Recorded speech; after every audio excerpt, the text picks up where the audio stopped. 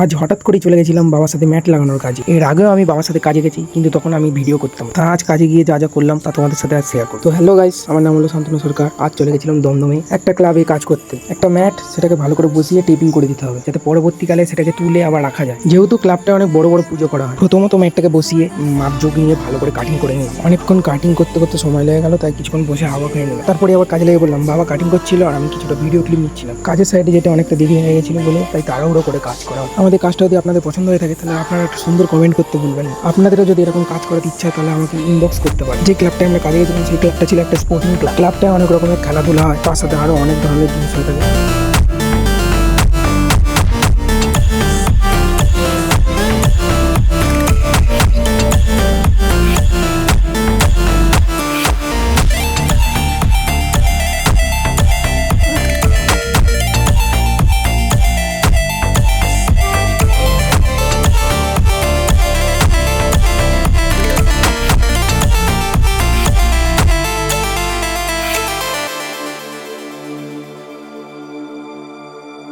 Final gates to open to a new tomorrow. বাবা এক সাইডে কাটিং করছিল বলে আমি আরেকটা দিকে সময় নষ্ট না করে রোলটাকে পা দিয়ে ঠেলে ঠেলে বিছিয়ে দিচ্ছিলাম। এরপরেই চলে এলো চা। চা খেতে খেতে বাবা একটা মেজারমেন্ট নিচ্ছিল, সেই মেজারমেন্টটা নেওয়ার পর সেটাকে কাটিং করে বসিয়ে দেওয়া হলো। বসিয়ে দেওয়ার পরেই শুরু হয়ে গেল টেপিং করা। টেপিং শেষ হওয়ার পরেই আমি টেপ থেকে লাগাচ্ছিলাম, টেনে নিয়েছিলাম, আর বাবা আস্তে আস্তে সেটাকে ম্যাটের জয়েন্টের উপর লাগাতে লাগাতে আসছে। এরকম ভাবেই প্রসেসটা অনেকক্ষণ ধরে চলতে থাকলো।